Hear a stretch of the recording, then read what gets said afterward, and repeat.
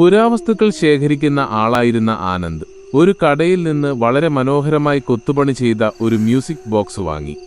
അത് വാങ്ങിയപ്പോൾ കടയുടമ ഒരുതരം വിചിത്രമായ ഭാവത്തോടെയാണ് അതവന് നൽകിയത്. ആ മ്യൂസിക് ബോക്സ് അതിമനോഹരമായിരുന്നു. എന്നാൽ അതിന് കേടുപാടുകൾ കാരണം ശബ്ദമുണ്ടായിരുന്നില്ല.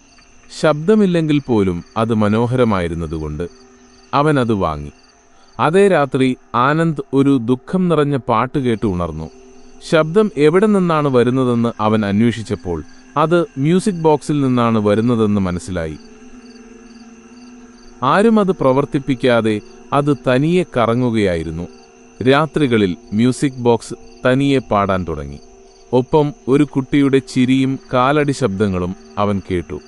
പതിയെ ആ വീട്ടിൽ ഒരുതരം ദുഃഖം നിറഞ്ഞ ആത്മാവിന്റെ സാന്നിധ്യമുണ്ടെന്ന് അവന് മനസ്സിലായി. അവൻ ആ മ്യൂസിക് ബോക്സിനെക്കുറിച്ച് കടയുടമയോട് ചോദിച്ചു.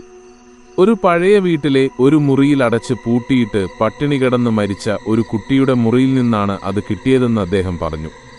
തന്റെ മുറിയിൽ നിന്നും രക്ഷപ്പെടാൻ കഴിയാതെ ആ കുട്ടിയുടെ ആത്മാവ് മ്യൂസിക് ബോക്സുമായി ബന്ധപ്പെട്ടിരിക്കുകയാണെന്ന് ആനന്ദ് മനസ്സിലാക്കി. ആ കുട്ടിക്ക് ദേഷ്യമോ പകയോ ഉണ്ടായിരുന്നില്ല. അവൻ ഒറ്റപ്പെട്ടതുകൊണ്ട് ഒരു കൂട്ടുകാരനെ തേടുകയായിരുന്നു. ആ കുട്ടിയുടെ ആത്മാവ് മ്യൂസിക് ബോക്സിലെ സംഗീതത്തിലൂടെ ആനന്ദുമായി സംസാരിക്കാൻ തുടങ്ങി.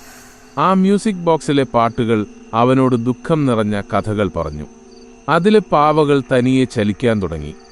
ആനന്ദിന് ആ കുട്ടിയോട് അടുപ്പം തോന്നി. ആ പാട്ടിലൂടെ ആ കുട്ടി തന്റെ അവസാന നിമിഷങ്ങൾ വീണ്ടും ഓർക്കുകയായിരുന്നു. അവന് അവിടെ നിന്നും രക്ഷപ്പെടാൻ കഴിഞ്ഞില്ല. ആനന്ദ് അവനെ സഹായിക്കാൻ തീരുമാനിച്ചു. ആ കുട്ടിയുടെ മാതാപിതാക്കൾ ആ വീടും ആ കുട്ടിയെയും ഉപേക്ഷിച്ചു പോയെന്നവൻ മനസ്സിലാക്കി. ആനന്ദ് ആ കുട്ടിയുടെ മ്യൂസിക് ബോക്സുമായി അവന്റെ വീട്ടിലേക്ക് തിരികെ പോയി. അവൻ അത് ആ കുട്ടി മരിച്ച മുറിയിൽ വെച്ചു. ആ മ്യൂസിക് ബോക്സ് അതിന്റെ അവസാന പാട്ട് പാടിയപ്പോൾ ആ കുട്ടിയുടെ ആത്മാവ് പ്രത്യക്ഷപ്പെട്ടു. അത് പുഞ്ചിരിച്ചുകൊണ്ട് മാഞ്ഞുപോയി. ആ വീട്ടിൽ സമാധാനം നിറഞ്ഞു. ഒരു ആത്മാവിനെ സമാധാനിപ്പിച്ച ആനന്ദ് ആ മ്യൂസിക് ബോക്സ് അവിടെ ഒരു സന്തോഷം നിറഞ്ഞ ശവകുടീരം പോലെ വെച്ചു.